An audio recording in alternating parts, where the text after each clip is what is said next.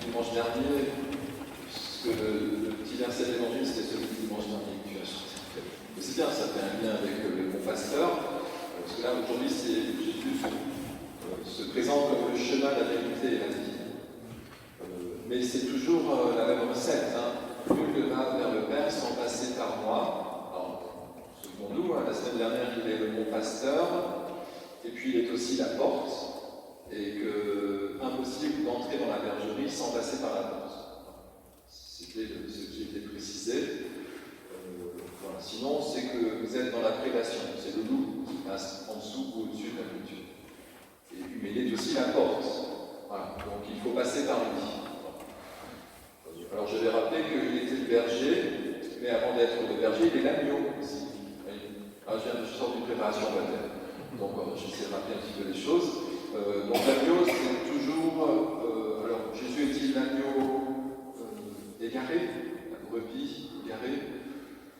Non, parce que le péché, il ne connaît pas, mais il est quand même celui que le Père a conduit jusque dans les pâturages de la vie éternelle. Donc il y a quand même toujours un peu, vous voyez, alors je le redisais aussi tout à l'heure à la préparation baptême, nul n'est envoyé s'il n'a d'abord été appelé. Bon, c'était le dimanche d'évocation aussi, dimanche dernier. Alors, il faut comprendre, les images changent, mais la recette et le chemin est toujours le même. Alors, Jésus nous dit, vous ne pouvez pas aller vers le Père sans passer par moi, parce que je suis le chemin, la vérité et la vie.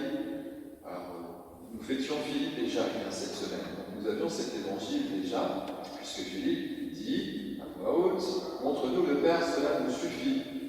Et Jésus dit, mais celui qui m'a vu a vu le Père. Nul ne va vers le Père sans passer par le Fils. Eh oui. D'ailleurs, la fin de l'évangile nous dit parce que je pars vers le Père, vous ferez des choses, et peut-être des choses plus grandes.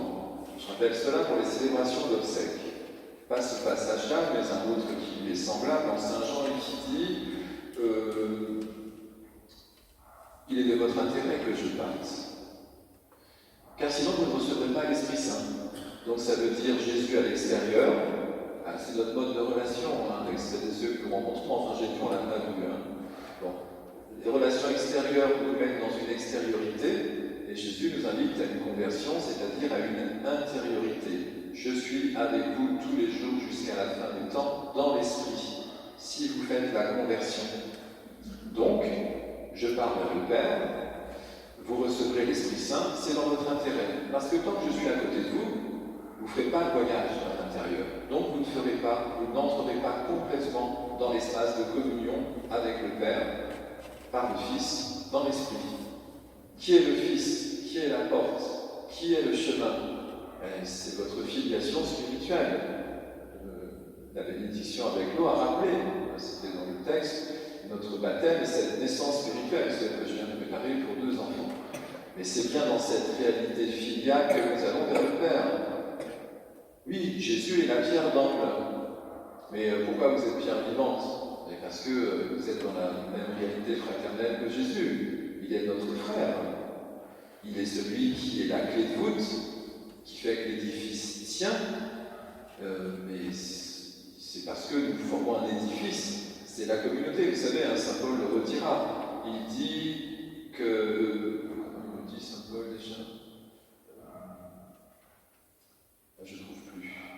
Bon, Alexis, il est la tête du corps, mais nous sommes les membres du corps. C'est des images, mais comprenez bien que nous ne pouvons pas entrer, c'est le propre de notre baptême, dans la communauté, parce que nous avons une même réalité paternelle. Notre Père qui est aux cieux. Jésus l'a adressé lui-même à son Père, il nous a invité ses disciples à le faire. Donc on est bien dans une même réalité spirituelle et filiale. Donc si vous ne passez pas le Fils, si vous n'écoutez pas le Maître, que nous devenons disciples, si nous ne nous sommes pas ramenés à la bergerie parce que nous aurions pu nous égarer, ramène à toi, Père, très aimant, tous tes enfants dispersés, dit le rituel, la prière eucharistique numéro 2, je crois, Ben, tout cela pour nous rappeler que sans passer par le Fils, sans être dans notre réalité filiale, vous n'avez pas l'Esprit et vous n'êtes pas en communion avec Dieu. Et donc avec tous ceux qui sont auprès de Dieu. Mais je ne sais pas, c'est simple, non? Vous ne trouvez pas? C'est intelligible. Et après, ben, vous connaissez le chemin. Hein. Si vous voulez entrer dans votre réalité filiale, ben, il faut aller à la messe. Non. Si, bien sûr. Mais il faut être baptisé. Oui, bien sûr aussi. En fait, si vous voulez entrer dans votre réalité filiale, il faut suivre le Seigneur dans sa passion. Alors, je rajoute des mots. Il faut entrer dans le sacrifice. Vous êtes là pour ça. Nous sommes rassemblés pour laisser Dieu nous conduire. Ça s'appelle le chemin de la croix. Cette ouverture consentie pour que Dieu puisse nous sanctifier, nous conduire vers le meilleur pâturage. Et comme le dit le psaume que nous entendons souvent, qui est celui du berger, si je traverse les ravins de la mort, je ne crains aucun mal, car ton bâton me guide et me rassure. Pensez bien que Jésus s'est laissé conduire sur ce chemin toute sa vie. Du coup, c'est accessible. C'est une conversion. Mais nous pouvons entrer dans cet édifice spirituel parce que nous avons cette chance d'être appelés pierre vivante. Celui qui n'entre pas dans le sacrifice trébuche sur la pierre, nous a dit le texte. Et oui, nécessairement, si nous ne laissons pas, nous ne consentons pas à ce qu'un autre puisse nous rejoindre, nous aimer, nous sanctifier, nous pardonner, bon, bref, voilà, tout ce qu'un maître peut faire pour ses disciples, nous tombons sur le chemin. Mais c'est normal, pas par punition, hein. C'est juste parce que nous sommes isolés, perdus. Mais la brebis perdue appelle le berger, normalement. C'est ce que nous faisons, et en général, dans le rituel de pénitentiel, c'est ce que nous demandons. Ramène-nous, Seigneur, dans cet espace de communion parfaite, car tu es le chemin, la vérité et la vie. Et de fait, en regardant le Christ, nous voyons le Père.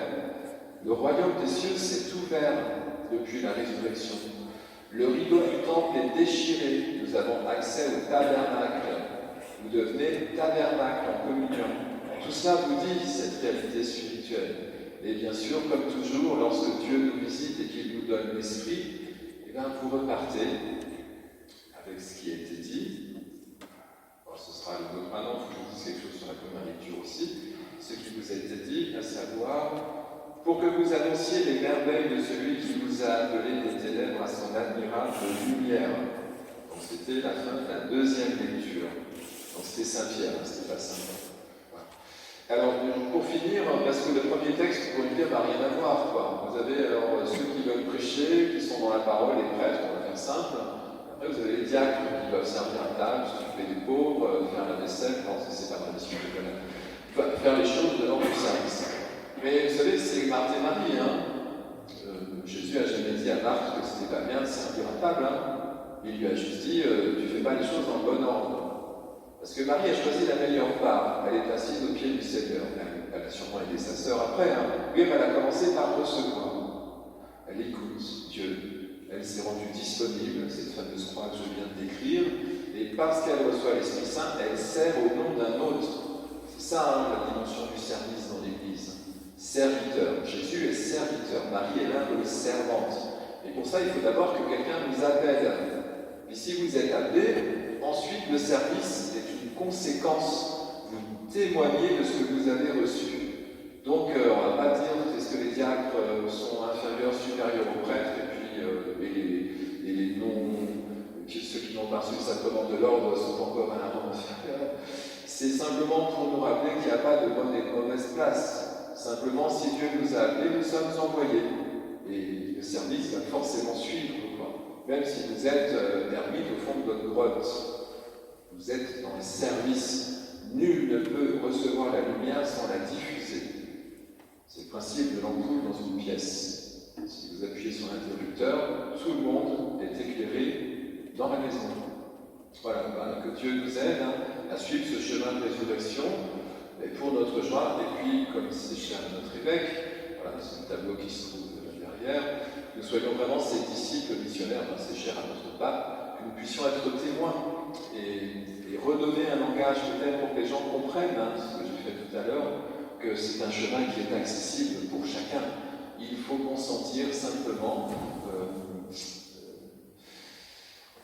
à laisser l'amour de Dieu transfigurer nos vies. Amen.